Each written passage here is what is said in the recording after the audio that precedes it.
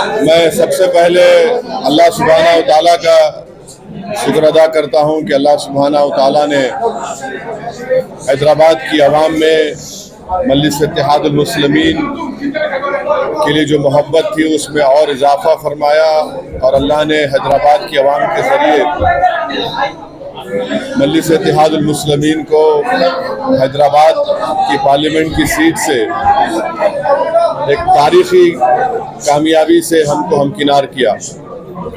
मैं हैदराबाद की पार्लिमानी हल्के की आवाम का शुक्रगुजार हूँ कि उन्होंने यहाँ से अपने इत्तेहाद और अपनी मोहब्बत की बुनियाद पर 5वीं मरतबा यहाँ से मजलिस के उम्मीदवार को कामयाब किया।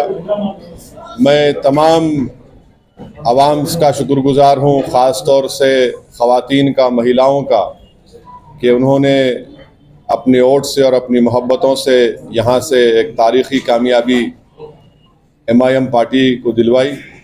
मैं शुक्रिया अदा करना चाहूँगा तमाम उन गयूर नौजवानों का और ख़ास तौर से फर्स्ट टाइम वोटर्स का और साथ ही साथ हमारे बुज़ुर्गों का कि उनकी सरपरस्ती शामिल हाल रही और जो यहाँ के मोअज़्ज़िज़ लोग हैं, उलमाए कराम हैं, मैं उनका भी शुक्रिया अदा करता हूँ और हर तबक़े के से ताल्लुक़ रखने वाले अफराद का मैं शुक्रिया अदा करता हूँ और मैं हमारी पार्टी के तमाम मेंबर्स का, बूथ प्रेसिडेंट्स का, हमारे पूरे MLAs का, म्युनिसिपल कॉरपोरेटर्स का और जिन्होंने उस कड़ी धूप में इस कैंपेन को चलाया, मैं एक एक का शुक्रिया अदा करना चाहूँगा और हम तमाम की इज्तिमाई मेहनत और की वजह से एक तारीख़ी कामयाबी हमको हैदराबाद के पार्लिमानी हल्के से मिली है। तो मैं इंशाअल्लाह कोशिश करूँगा, जस्तजू करूँगा कि जो भरोसा मुझ पर आपने क़ायम किया है, पहले से ज़्यादा हम लोग मेहनत करेंगे हैदराबाद की पार्लियामेंट की के यहाँ पर डेवलपमेंट करवाने के लिए। और मैं साथ ही साथ शुक्रिया अदा करना चाहूँगा औरंगाबाद की आवाम का, और उन्होंने इम्तियाज़ जलील साहब के हक़ में अपने वोट का इस्तेमाल किया। अभी वहाँ पर काउंटिंग चल रही है, मगर जो भी अल्लाह का फ़ैसला होगा वो अवाम का फ़ैसला है, हम उसको कबूल करते हैं और मुझे उम्मीद है कि इंशाअल्लाह ताला ना इम्तियाज़ जलील साहब, ना वहाँ के मजलिस के तमाम हमारे एक्स कॉरपोरेटर्स, वहाँ के ज़िम्मेदारान, उनके हौसले बुलंद रहेंगे। यकीनन हमारी ऐन ख्वाहिश के मुताबिक वहाँ पर नतीजा नहीं आ रहा है, तो मुझे यकीन है कि अक्टूबर में जब असम्बली के इलेक्शन होंगे, हम इंशाअल्लाह ताला ये कोशिश करेंगे कि औरंगाबाद में जो हमको कामयाबी नहीं मिली, हम इंशाअल्लाह ताला असम्बली के इलेक्शन में आज जो हमको कामयाबी नहीं मिली उसको हम असम्बली के इलेक्शन में कामयाबी हासिल करेंगे और महाराष्ट्र के असम्बली इलेक्शन में हम लोग पहले से ज़्यादा ताकत से लड़ेंगे। साथ ही साथ मैं किशनगंज की आवाम का भी शुक्रिया अदा करूँगा कि जिन्होंने MIM पार्टी के हक़ में अपना वोट दिया और जो हमारी कमज़ोरियाँ हैं हम कोशिश करेंगे उसको दूर करने के लिए। मैं साथ ही साथ PDM के हमारी पल्लवी पटेल, हमारी बहन का, उनकी माता का, उनकी माँ का, पंकज भाई का और उनके तमाम अपना दल के ज़िम्मेदारों का भी शुक्रिया अदा करूँगा कि हमने वहाँ पर भी जाकर PDM के लिए कैंपेन चलाया है और हमारा ये PDM से जो हमारा ताल्लुक़ है वो जारी रहेगा और इंशाअल्लाह ताला ये हमारी कोशिश थी और हम कोशिश को जारी रखेंगे। मैं तेलंगाना की आवाम का भी शुक्रिया अदा करता हूँ कि हमने उनसे अपील की थी कि जहाँ तक हो सके BJP की कामयाबी को रोकें। उन तमाम हजरात का मैं तहे दिल से शुक्रगुजार हूँ कि जिन्होंने खामोशी से इस मुहिम को चलाया, जिन्होंने आगे बढ़कर ये कोशिश की कि BJP के बढ़ते हुए ख़दमों को तेलंगाना में या उनकी कामयाबी को रोका जा सके, मैं उनका भी शुक्रिया अदा करता हूँ। अब दूसरी बात यह है कि मुल्क की आवाम ने एक फ़ैसला दिया है। अब ये बात तो वाज़ेह हो चुकी है कि BJP को अभी काउंटिंग चल रही है, ऐसा लगता है कि उनके पास मैजिक नंबर नहीं आएगा, जो 272 का नंबर है। और ये इस बात का ये इसलिए नतीजा आया क्योंकि 10 साल में बीजेपी ने जो नफ़रत की सियासत की थी चुके हैं। बीजेपी ने जो बड़े बड़े ख्वाब दिखाए थे और वो तमाम के तमाम वो ख्वाब झूठे थे, तो नौजवान इस बात को महसूस कर लिया कि बीजेपी बेरोज़गारी उनका मुक़द्दर बना चुकी है। किसान परेशान था, दलित और ख़ास तौर से जो लोग संविधान को चाहने वाले हैं वो इस बात को महसूस कर चुके थे कि मोदी ने जो 400 पार की बात की वो सिर्फ बाबा साहब अम्बेडकर के संविधान को ख़त्म करने के लिए की है। तो ये एक जो वर्डिक्ट आया है, अब अगर मोदी जी सरकार बनाएंगे तो उनको पार्लियामेंट में बैसाखियों के सहारे आना पड़ेगा।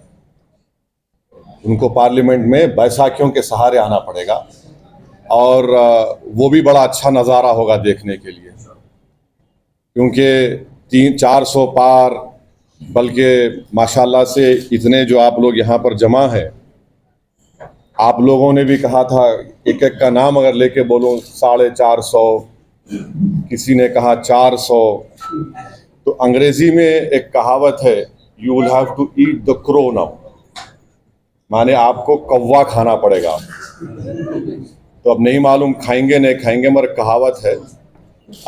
किसी एक माशाल्लाह एक साहब ने तो जो बड़े अपने आप को माहिर कहते हैं, उन्होंने कहा कि हैदराबाद हम नहीं जीतेंगे। खैर अल्लाह जो चाहता है वही होता है। तो तीसरी बात, अहम बात यह है कि अगर ऐसा मौका आता है कि देश के तीसरी मर्तबा प्रधानमंत्री वज़ीर आज़म नरेंद्र मोदी नहीं बनेंगे, अगर उसमें हमारी ज़रूरत पड़ी तो हम यकीनन उसमें साथ देंगे, कि हमने एक पब्लिकली एक स्टैंड लिया है कि हम बीजेपी को रोकेंगे। और चौथी बात यह है कि हम नरेंद्र मोदी से ये बताना चाह रहे हैं कि आप देखो ये नतीजा क्यों आया।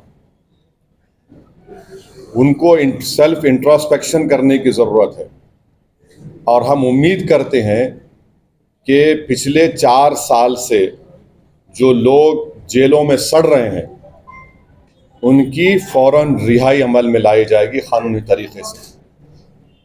क्योंकि याद रखिए कि अगर आप कमज़ोर पे जुल्म करेंगे तो उस कमज़ोर की तकलीफ़ को ऊपर वाला सुनने वाला है।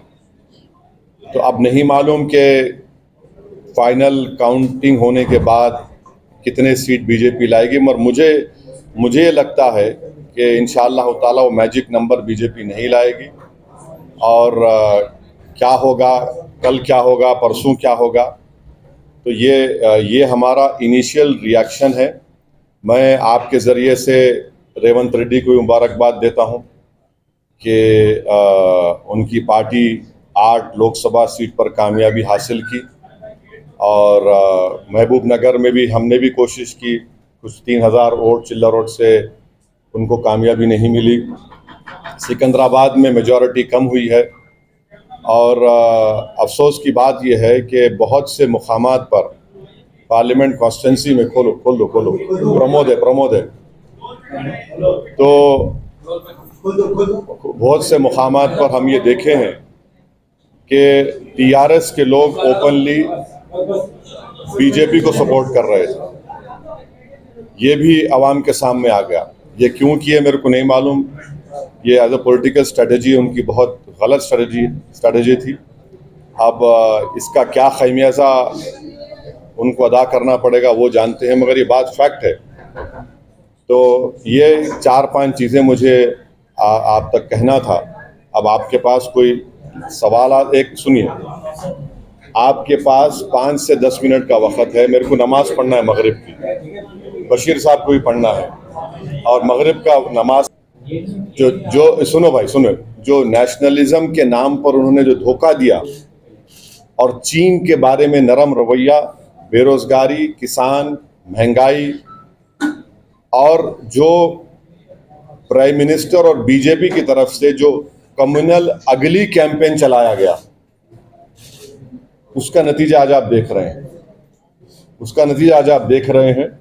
जैसा हैदराबाद में वाहियात किस्म का कैंपेन बीजेपी ने चलाया, बिल्कुल वाहियात किस्म का, उससे बढ़कर ज़्यादा वाहियात नरेंद्र मोदी ने कैंपेन करवाया। बस ऐसा दिख रहा था कि इस देश में मोदी की नज़र में सिर्फ मुसलमान ही वोट देने वाले हैं, कोई दूसरा देने वाला नहीं। हर भाषण में उन्होंने एक एक चुन चुन के इस तरह की वाहियात बातें की, और तारीख उनके भाषण को हमेशा याद रखेगा। बार बार आपको ये बात कहता रहा कि 400 सीट का मतलब एक ही थे कि या तो संविधान को बदलने की तैयारी थी जिससे आरक्षण खत्म हो जाएगा, और सुनिए, या फिर बेसिक स्ट्रक्चर को खत्म कर देना। और आर्टिकल 2930 के तो बीजेपी बरसों से खिलाफ है, जो कल्चर का प्रोटेक्शन और माइनॉरिटी के एजुकेशन इंस्टीट्यूट को प्रोटेक्ट करने का राइट देता है। तो ये है, संविधान अगर रहेगा तो इससे सबको फायदा है ना। एक डॉक्यूमेंट है, उसमें फंडामेंटल राइट्स है, और हमेशा शुरू से आरएसएस देख लीजिए आप, पिछले 90 साल से आरएसएस हमेशा कॉन्स्टिट्यूशन को अटैक करती है। सर आपके पड़ोसी राज्य में आवाम का फैसला है, आवाम का फैसला है, उसको उसकी इज्जत करनी चाहिए, रेस्पेक्ट करनी चाहिए। मुझे उम्मीद है कि वो रेस्पेक्ट करेंगे। मालूम, देखिए मैं उसका अलायंस का हिस्सा नहीं हूँ, मैं उसका जवाब नहीं दे सकता। लेकिन आप पॉलिटिशियन हैं सर, आप इतने पॉलिटिशियन हैं, एक पॉलिटिशियन पॉलिटिकल पंडित के तौर पर। पंडित नहीं हूँ, पंडित आप हैं महाराज। और sir India alliance, sir India याद रखिए, एक बात याद रखिए, आप लिख के रख लीजिए, अब देश में प्रोटेस्ट होगा,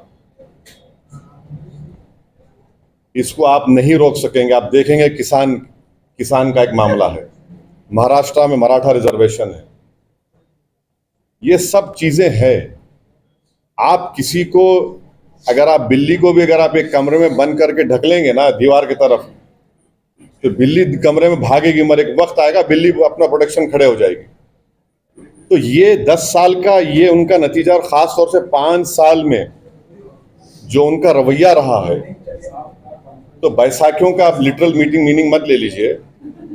मैं सबको शहद कैसा बोलूंगा, मैं उस पार्टी का, अरे मैं उस पार्टी का नहीं हूँ भाई, सर आप नहीं हूँ, मैं नहीं बोल सकता सवाल। आप कांग्रेस पार्टी का हमेशा विरोध करते रहे हैं, लेकिन मैं केसीआर की भी इज्जत करता हूँ, करते रहूंगा, उसमें उससे इज्जत करने में बुरी बात क्या है? नहीं सुनिए, अरे देखिए ना कि ये मैं इंडिया अलायंस का हिस्सा नहीं हूँ। हम नहीं, आप ये समझ रहे मेरी इज्जत नहीं है अभी? अभी क्या बात है? 3,47,000 से हैदराबाद के अवाम ने हमको कामयाब किया, ये सबसे बड़ी इज्जत दौलत है मेरे लिए। अब मैं देखिए, ये मेरे लिए बहुत काफी है। जैसा हमेशा मैंने कहा कि हमारी गरीबी में शाही है, तो खुश हैं हम उसमें। बहुत कम सीट्स इंडिया अलायंस और बीजेपी और बिल्कुल उठाएंगे, हम ही तो उठा रहे हैं इन चीजों को, बराबर उठाएंगे। कहने का मतलब जो आपको मैंडेट यहाँ पे मिला हाँ, इज्जत रखने के लिए, हाँ, उन ताकतों को रोकने के लिए क्या इंडिया अलायंस के साथ देखिए, मैंने शुरुआत में ही आपके पूछे बगैर इस बात को कह दिया कि हमारी पार्टी ने पब्लिकली इस बात को डिक्लेयर किया कि अगर नॉन बीजेपी, नॉन एनडीए का कोई शख्स प्राइम मिनिस्टर बनने की कोशिश कर रहा है या बन सकता है, तो यकीनन हम उसकी तायद करेंगे। मगर अभी काउंटिंग चल रही है, और काउंटिंग मुकम्मल होने के बाद आपको पता चलेगा। खास तौर से बीजेपी वो 272 का मैजिक नंबर क्रॉस करती है, टच करती, नहीं मालूम, मगर मुझे लगता है कि वो नहीं कर पाएगी। सर आप बीजेपी को रोकने की बात कर रहे हैं, लेकिन एक सुनिए एक बात तो साबित हो गई ना कि इस देश में मुस्लिम वोट बैंक नाम की कोई चीज कभी थी ना कभी रहेगी। ये एक मिथ क्रिएट किया गया था, ये एक मिथ है। ये कभी इस मुल्क में कभी मुस्लिम वोट बैंक नहीं था। ये खामखा ये लोग पुकारते थे और हमारी कम्युनिटी खुश होती थी। कभी था ही नहीं, ना कभी रहेगा। सर आप मुस्लिम वोट बैंक की बात कर रहे हैं, सबसे ज्यादा मुस्लिम एक बात सुन लीजिए, पूरा डेटा आने दीजिए। कितने सोशल ग्रुप्स, ओबीसी, मुसलमान और दलित में जाटव है, पासी है, वाल्मीकि, कितने लोग वोट दिए, उसके बाद जवाब दे सकते हैं।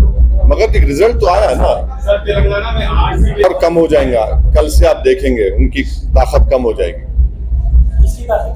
बीजेपी की तेलंगाना में। TRS कम होती है। नहीं नहीं, उनकी भी कम होंगी, आप फिक्र मत करिए। आप देख लीजिए, जो बाजा बजाए थे 400 पार का, तो लोग अंदाजा कर लिए, बाज लोग उसमें आ गए बातों में, तो अब उनको अंदाजा हो गया। आप कल से देखेंगे कि कल से पूरा जितना बुखार था ना, बुखार था या जो क्या बोलते वो तेलुगु में क्या बोलते उतारते ना वो, हाँ सब उतरेगा, कल से सब उतरेगा। अब ठेठ हैदराबादी जबान में तो मस्ती चढ़ गई थी, देखो आप बोलते नहीं, वो सब आप कल से देखो आप क्या क्या होने वाला। ये जो गर्दन मोटी हो गई थी ना सबकी, कि हम ही बोले तो सब सही है, और माशाल्लाह से आप लोग तो उसको प्रमोट भी किए, एक आदमी प्रमोट किया उसको। माने मेरे को, जब मैं अभी टीवी देख रहा था अकबर के साथ, हम अकबर जो है काफी उनका बारीक देखते हूँ, उन्होंने 4-5 चैनल दिखाए, मैं बोला क्या चेहरे पे कितनी तकलीफ है। 5 एंकरों को देखा मैं, इतनी तकलीफ क्यों है आपके एंकर्स को? अरे खुशी मनाइए, देश की जनता का फैसला है। आपके घर में तो चिराग जल रहा है ना, या कुछ आपको नुकसान हो गया, मेरे को नहीं मालूम। एक एंकर इतना ऐसा उदास लग रहा है कि भाई ऐसा दिख रहा है कोई घर में उनके कुछ हो गया, हादसा हो गया। तो पब्लिक का वर्डिक्ट है। हम उम्मीद करते हैं कि पूरे एंकर्स को रात में अच्छी नींद आएगी, अगर नहीं आएगी तो फिर आप कुछ इंतजाम करिए। इस इलेक्शन कैंपेन में कई सारे इंसान पूरे के पूरे हैदराबाद को ही आ गए थे, और हैदराबाद की आवाम बोली हौरे, हैदराबाद की आवाम बोली हौरे, हैदराबाद की आवाम बोली हौरे, नहीं बोले तो नहीं सुनते। दिखा दिए, पूरा दिखा दिए ना। आप देखो, ये एक तारीखी कामयाबी, मैं शुक्रगुजार हूँ। मेरे पास अल्फाज नहीं है कि बस एक ही तकलीफ है कि मेरा बाजू इम्तियाज जलील मेरे साथ नहीं होगा औरंगाबाद में, और हम उम्मीद कर रहे थे कि सीमांचल की लड़ाई को हम पार्लियामेंट में लेके जाएंगे, मगर सीमांचल लड़ाई हमारी चलते रहेगी। हम देखेंगे क्या कमजोरी, हमारे माजिद साहब MLA साहब भी बड़ा कोशिश किए, टीम भी सब किए। बहरहाल मैं एक हमारे पार्टी के मेंबर्स का शुक्रगुजार हूँ। इतनी गर्मी में कैंपेन किए, गैर मामूली गर्मी थी, और इतनी शिद्दत की गर्मी में भी हैदराबाद के वोटर्स निकल कर वोट डाले, और मैं उनको भी शुक्रिया अदा करता हूँ, उनका सलाम करता हूँ। और ऐसे कई लोग हैं जिनको ना मैं जानता हूँ ना उनका पहचानता हूँ, मगर जो दुआएं भी किए, जो मेहनत किए, मेरे पास अल्फाज नहीं है कि कैसे उनका शुक्र अदा करूँ। बस मैं दुआ कर सकता हूँ कि अल्लाह उनको सलामत रखे, और अल्लाह हमको एक और हमारे जज्बे में इखलास दे कि हम उनके भरोसे पर उतरे, और हमारी लड़ाई जारी रहेगी फिरका परस्त ताकतों के साथ इंशाअल्लाह ताला। बस देखिए, यूसुफ पठान जीत गए, मुबारकबाद देता हूँ। नहीं, मेरे पार्टी का पूछिए ना, मेरे कैसा, मैं यूसुफ पठान जीते मुबारकबाद दूंगा। वो एक काबिल कैंडिडेट है, उनके वालिद मरहूम के साथ मैं MP था, मुनव्वर हसन साहब के साथ, उनकी बेटी कामयाब हुई, उनको मुबारकबाद देता हूँ।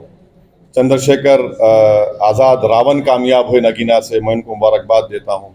शायद इमरान मसूद भी सहारनपुर से कामयाबी मिली, उनको मुबारकबाद देता हूँ। हमारे रामपुर से मौलाना नदवी साहब कामयाब हुए, हम उनको मुबारकबाद देते हैं। तो यही है, अब इतना ही बोल सकते हैं। अब ये दूसरी पार्टियों का कैसा बोले? See, let us first wait for the final vote to be counted, then only you and me can form an opinion. How, right as we speak right now, the counting is being still done. We don't know the exact number, but in my opinion, I don't think so BJP will get 272. There are various rumors within BJP. We don't know what will happen. NDA or BJP? We don't know what will happen. There are various, see, these are all hearsay. It might be hearsay. It will be very interesting to see Narendra Modi if he forms a coalition. Mr. Modi walking on political crutches. It will be very, very interesting to see. We don't know how he will react. तो जीते बशीर साहब, तो यकीनन ये 8 seat हमारे लिए एक लम्हे फ़िक्र है। और आपको याद होगा, मैं अपनी तकरीर में, जो खिलवत में तकरीर हुई थी, मैं ये सब सीटों के नामा बोला था। आप देखो, मेरी तकरीर उठा के देख लो आप, ये सब नामा बोला था मैं। जहां से लोग जीते हैं मैं सब बोला था। तो अब बहुत सी बातें हैं, अब हम तो अपनी कोशिश किए, मगर मुझे यकीन है कि मुस्तकबिल में ये सब चीज़ें तब्दील होंगी। Will you extend your support to we want to keep party leader has stood up in the assembly and say, आप एक कैसेट को हमेशा नहीं चला सकते। तो हम ठेठ हैदराबादी ज़बान में बोले तो हम लोग बोलते हैं, खादर खां के खट्टे डायलॉग हमेशा नहीं चलते, समझे ना आप। तो वो ये चीज़ें हो रही हैं, अवाम बेजार हो चुकी है, इनसे तंग आ चुके हैं। आप एक समुदाय को तो निशाने मलामत बना दिए, एक समुदाय को तो आप खतरा बता दिए देश के लिए। अने इतना ऐसा कैंपेन नरेंद्र मोदी चलाएंगे, कोई नहीं सोचा था।